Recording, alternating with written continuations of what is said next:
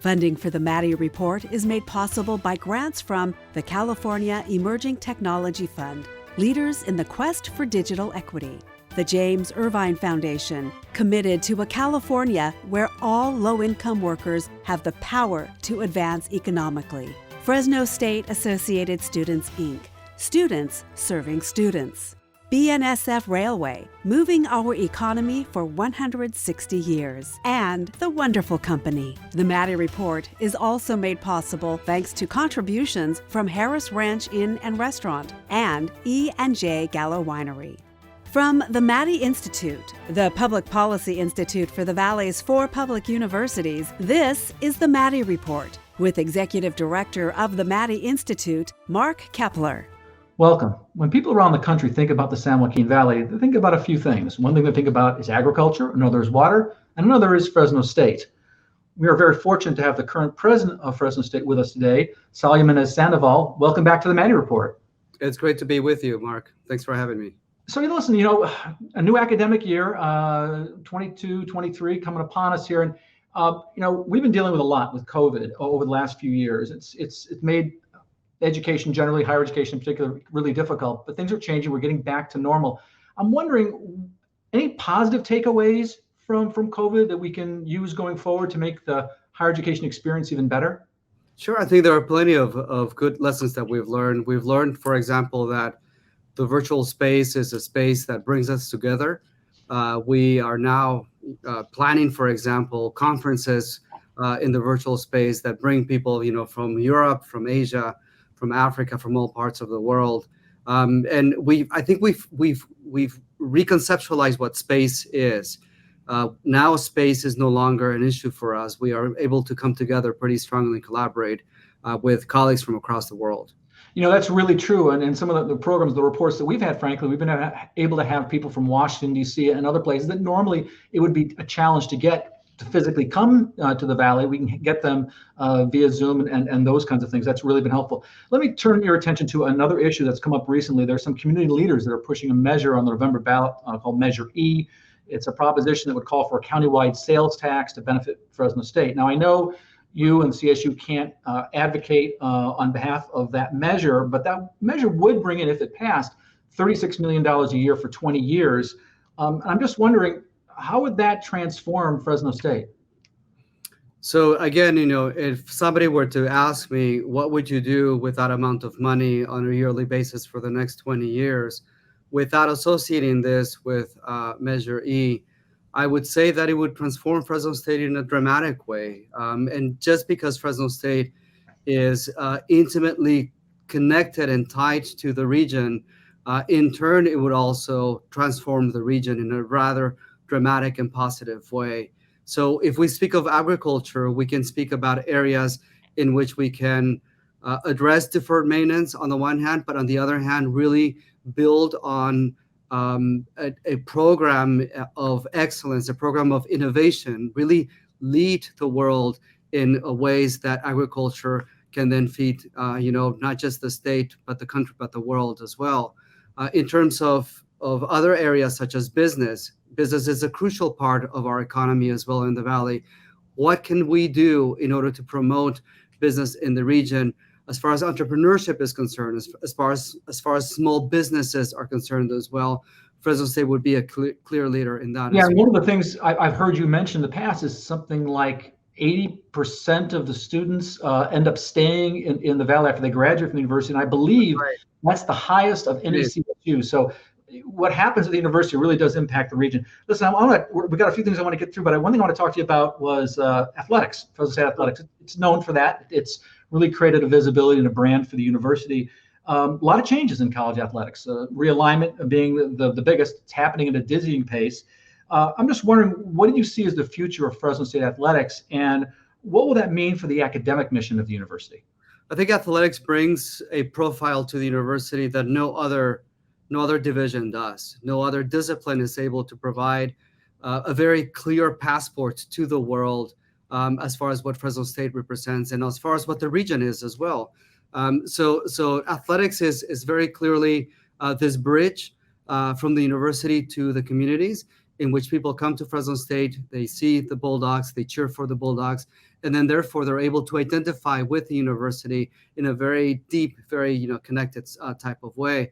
I think the future of athletics at Fresno State will be strong, will be very strong, because there isn't a division between what athletics is and what Fresno State is. It's one with the other. I think academics and athletics moving forward together is the right path for Fresno State. Kind of a rising tide lifts all boats, as it were. Listen, Sure. I want to ask you, so regardless of whether Measure E passes in November or what happens with realignment when it comes to athletics, I know you've got big plans for the university. We've only got about 30 seconds left, but why don't you go ahead and talk about some of your big plans for the university? I think the big plans are to address some of the basic needs that the university has, and then from there really innovate, really become known as a hub for water technology, for example, to be known for nursing, to be known as well for business. We're already known for education. There are so many other disciplines that really distinguish Fresno State from the rest. So huge plans for Fresno State. Yeah, a lot on your plate. Well, I want to thank President Jiménez-Sandoval for joining us. Up next, we're going to turn our attention to Kern County. That's ground zero for the nation's energy transformation. What is CSU Bakersfield doing to take a lead in that area? Our conversation with CSUB President Lynette Zelezny in a moment. This is the Maddy Report. Welcome back. I'm Mark Keppler with the Maddy Institute. As you probably know, Bakersfield and Kern County are the energy epicenter for California, producing 70% of the state's oil and gas. While it's well known for its oil and gas production, it's also very significant in its production of wind, solar, geothermal, and biofuel energy. And CSUB is in the middle of all this. It's going to be a key player in the state's and the nation's energy future. What exactly are their plans? We're fortunate to be joined by the president of California State University Bakersfield, Lynette Zelezny. Welcome back to the Maddy Report. It's wonderful to be here, Mark. Thanks for the invite. So listen, I wanted to ask you, when last time we spoke, CSUB was working on a project that received over $80 million from the governor and the state legislature for this new energy research center on campus. I just wonder if you can give us an update of what's going on with that. Well, thanks very much. It is a wonderful appropriation from the governor and from the state legislature, $83 million for an energy innovation center at California State University, Bakersfield. The point of this energy innovation center is to bring together industry leaders, industry partners, entrepreneurs, and have them working with our faculty and our students about the future of energy. So we're really excited to have received that appropriation. We'll have a ribbon cutting here in the fall, and we're moving forward to hire faculty members to align with this mission of the future of energy. I'm also very pleased that we have some important new partners working with us. The Lawrence Livermore Lab is working with us, the California Council of Science and Technology, and also Climate Now. So we're pulling together all these partners. We had our first inaugural carbon sequestration symposium. We'll have one every year because we really want to be the voice of energy innovation here in the state in Kern County. Yeah, I mean, you're bringing together some heavy hitters like Lawrence Livermore Lab. I mean, those are world-class organizations. That's right. And they're great partners to us. And we are very excited that we'll be moving forward to think about bringing also some industry partners. And so we've been working with GoBiz, and we have some industry partners already identified to begin work on battery renewal that is bidirectional. So we're super excited about the opportunities. Yeah, it sounds to me like you're doing two things that are kind of cutting edge at once. One is you're kind of saying, listen, as a university, we have to have a niche. We have to have an area that we really have an area of expertise in, and you're going to be energy, which makes a lot of sense. And the second thing you're doing, which is kind of cutting edge, is you're creating these public-private partnerships, which is also cutting edge for higher education. So feel pretty good about that? I feel fantastic about it. Of course, you know that one of the private-public partnerships that we were innovative in thinking about is putting a community college, Bakersfield College, right on our campus here at CSUB. And so 3,000 students are housed in that center, and it is on our campus so they can easily matriculate to transfer into a four-year university. That's a great segue to my next question. I want to ask you about enrollments. I mean, kind of where are you now and where are you planning to go in terms of how big is CSUB going to get? Yeah, well, again, we remain very strong here in the Southern Central Valley, and very excited that our enrollment growth also indicates that we have room to grow. I have 75 acres still to build out, and we know that there's pent-up demand in the Southern San Joaquin Valley. So we received actually enrollment growth funding. This is great. It allows for more seats here at CSUB, and also allows for us to invest in new faculty. We just hired 20 new faculty this year. We expect that the future of CSUB is one in which I'd like to strategically and proactively get it to about 15,000 headcount, and yet we can go well past our master plan number of over 20,000. So that's approaching level about size of Fresno State at some right. point. We only have 30 seconds left, but I want to ask you real quickly, what are your major plans? Major plans are that we're continuing to work on collaboration with the Better Bakersfield Boundless Kern Workforce Development Initiative, and this is to build 100,000 jobs, good jobs, with health insurance in the next 10 years. Continue to lift this region, serve this region, and to strengthen the college-going culture. Well, I want to thank CSUB President Lynette Zelezny for joining us. Up next, we're going to go to the other end of the valley. We're going to talk to the president at CSU Stanislaus, Junn, about what she's doing to make sure higher education is performing at a high level in the North Valley. That conversation in a moment. This is Mark Keppler with the Maddy Report. Welcome back. I'm Mark Keppler with the Maddy Institute. You know, the North Valley is home to a growing group of telecommuters and is one of the fastest growing areas and regions in the state. Modesto and Stockton are two of North Valley towns that are seeing a lot of growth as a result. Stan State, as it's affectionately called, is doing its job to serve those areas with higher education. And we're very fortunate today to have the president of Stan State with us today, Junn. Welcome to the Maddy Report, Ellen. Thank you so much, Mark. I apologize for calling you Ellen because I've known you for many years, and it's President Junn, excuse me. But thank you again for joining us. Listen, early in the program, I was talking to Fresno State President Saúl Jiménez-Sandoval about COVID and about the big impact it's had on higher education. And it's been a lot of challenges, but here's a question, a little spin on that question. What about the positives of COVID? What did you learn through COVID that actually is going to make higher education at Stan State better? Well, thank you for asking that question, because the COVID, you typically think of negatives. So it is wonderful to think about what are the positive lessons that we have learned from COVID. So there are at least three. The first one I would say is it just re-emphasized and reaffirmed for me just the resilience and the strong community connectedness that our campus has for each other, for our students, for our community as well. So that resilience, the strength and community connectedness and caring was a very important affirmation. The second one is that we did learn new lessons of trying new options using the new technologies for everything from teaching via Zoom online, as well as how to offer services in a virtual world. So telemedicine is another example that now makes it somewhat easier for students to access healthcare. And this is something that even my own doctor is starting to utilize telemedicine. So those are lessons that we're really taking to heart and trying to figure out how we can continue to offer services, hybrid classes, et cetera, for our students. Actually, I teach classes at the university, and being able to videotape certain parts of the lectures and having that available to students, I think is an improvement over what we've done in the past. So that's great. I want to change, of course, a little bit here and ask you about something. There was an article recently in Cal Matters that was talking about the CSU campus graduation rates of Black students. And it's much lower than other student groups. The thing that I found interesting in the article was that CSU Stanislaus stood out, actually, as doing a really good job in this regard in closing that gap between typically, underrepresented minority students and other students. In fact, you were the third best of the 23 CSU campuses in that regard. So what's the magic? Well, I would tell you, Mark, that a lot of it has to do with intentionality. So at this campus, we are always looking to, promote the success of all our students, no matter which group, and so forth. And so I was concerned about our Black students, in particular, our male Black students and their level of success. So when I arrived, I wanted to immediately look at the data and focus on, is there a gap and how can we work to decrease those gaps? As you know, the entire CSU has been charged by the Board of Trustees and the legislature to close equity gaps across the system.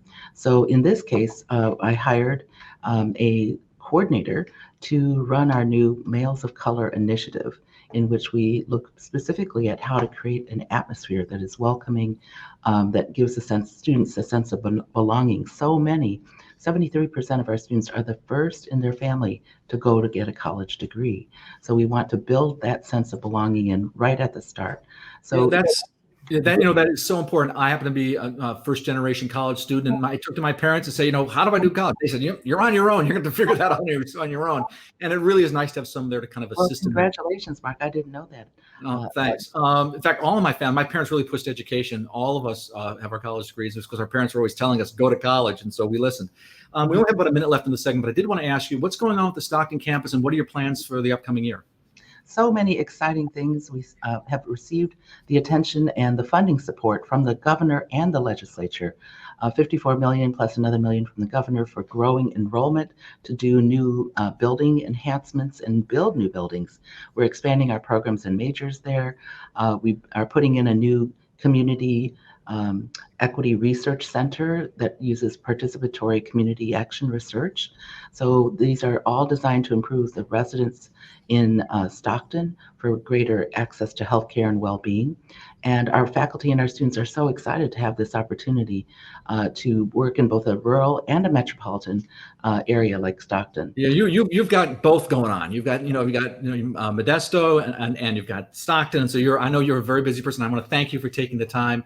San State President Ellen Junn for joining us. Up next, our next guest is going to be UC Chancellor Juan Muñoz. He's going to tell us what's happening at the newest UC. It's been on quite a tear lately. That conversation in a moment. This is Mark Keppler with the Maddy Report. Welcome back. I'm Mark Keppler with the Maddy Institute. We're talking with the Valley's leaders in higher education. Our next guest is a leader of the Valley's University of California campus. He's UC Merced Chancellor Juan Muñoz. Welcome back to the Maddy Report. Thanks for having me, Mark. So UC Merced's on quite a roll. In the last budget, they were allocated $100 million for the campus. A lot of money. What's the money going to be used for? Oh, no, it's magnificent. We couldn't be more excited. We actually were awarded just above that, closer to $125 million, about $100 million for capital projects and approximately 18, almost $20 million for climate initiatives. So we, of course, want to look at some capital projects, perhaps a classroom building, investment in some laboratories, develop some new institutes around the areas of climate, soil, fire obviously is something that impacts us.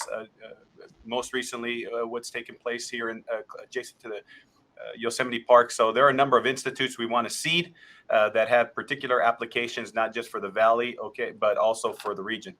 Yeah, I noticed one because I happen to work in the area of labor relations that you started a labor center, which they have labor centers at other UC campuses. Right. Now we've got one at UC Merced. Yeah, no, we're thrilled.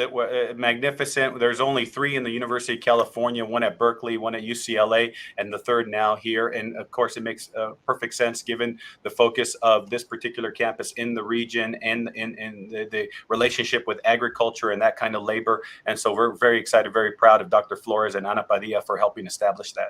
Yeah, and there's obviously a lot going on when it comes to agricultural labor. I mean, the mechanization of all of that. So that's going to obviously have a big impact on kind of research they do.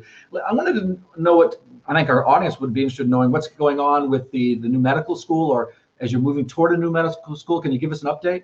Yes, of course. So of course, in the last few days, we've welcomed back our students, and we had a record freshman first time in college class in a number of our programs, including in the biological sciences, are seeing record enrollment. And this is relevant to our ambitions to eventually have our own medical school here. So what we're doing is going through the final development of our engineering, our architectural, our designs. I hope to present to the Board of Regents later this fall for their approval, either this fall or early in the spring. And the stage of our planning, it makes it so that we can get into the dirt immediately upon approval by the Board of Regents. The governor, of course, and the legislature has established a funding mechanism. And so I hope to be in the ground. Maybe you can join us, Mark, for the groundbreaking as early as spring of 23. Yeah, and I think the original idea was to start adding students in the fall of 23, correct? Right. Right. Well, we're actually recruiting right now for the first cohort of 12 students that will constitute the sort of inaugural group of BS to the MD. And these are students that will complete their Bachelor's of Science degree here at UC Merced and complete the first 2 years of their medical education in our new building here at UC Merced, and then go for their clinical clerkships and then final years of medical education at UC San Francisco and Fresno. In fact, Chancellor Hoggood from UC San Francisco will be on our campus next week, along with his own team, to continue the development of our curriculum and MOU. And this is critically important. You mentioned, I saw a quote from you a while ago saying it's really important to have these medical schools in the Valley, because a lot of times where these students go to school and is the place where they end up practicing. And in the Valley, of course, we have a real lack of doctors, of RNs, of specialists, and this is hopefully going to address that need. Well, it's certainly going to be the most important start for that need in this region in the last 50 years. We're very excited. Eventually, this will be an independent, autonomous medical school. We would, of course, bring other lines like nursing, other allied health related professional sort of curricular tracks. And obviously the goal is to then provide the region, the Valley, the San Joaquin Valley, with the appropriate degree of medical expertise that it deserves. We have half of per capita medical professionals in our valley than they do in other parts of the state, and this is just not something that we can accept and in the long term. Yeah, and this is going to likely address it. We're running out of time, but I wanted to get another question. Let's go. What are your big plans for the next academic year? Well, obviously, we've welcomed back our students, which is fantastic. We're going to make these investments with the capital that the legislature has committed to us. We want to start building some additional facilities. We've added 4 new sports, men's and women's water polo, men's and women's track. We'd like to probably bring on a few additional sports. We have a new branding campaign. We'll have a bigger announcement about another campaign later in the fall. And so we're very excited. We're moving. We're a campus on the rise. Our rankings continue to increase. Our medical education aspirations will begin with this building, and I think the legislature and others are recognizing just what kind of powerhouse, what kind of engine for change and prosperity UC Merced is becoming. Yeah, and if people haven't seen your campus, I encourage them just to take a ride out to UC Merced, and I would even do it at night, because it is literally spectacular when you see that campus lit up at night. I want to thank UC Merced Chancellor Juan Muñoz for joining us, as well as CSU Bakersfield Professor and President Lynette Zelezny, CSU Stanislaus President Junn, and Fresno State President Saúl Jiménez-Sandoval. Thank you for joining us. The views expressed in the Maddy Report are those of the individuals participating in the program and do not necessarily reflect the views of the Maddy Institute. If you'd like to share your thoughts about today's episode of the Maddy Report, please visit our website at maddyinstitute.org.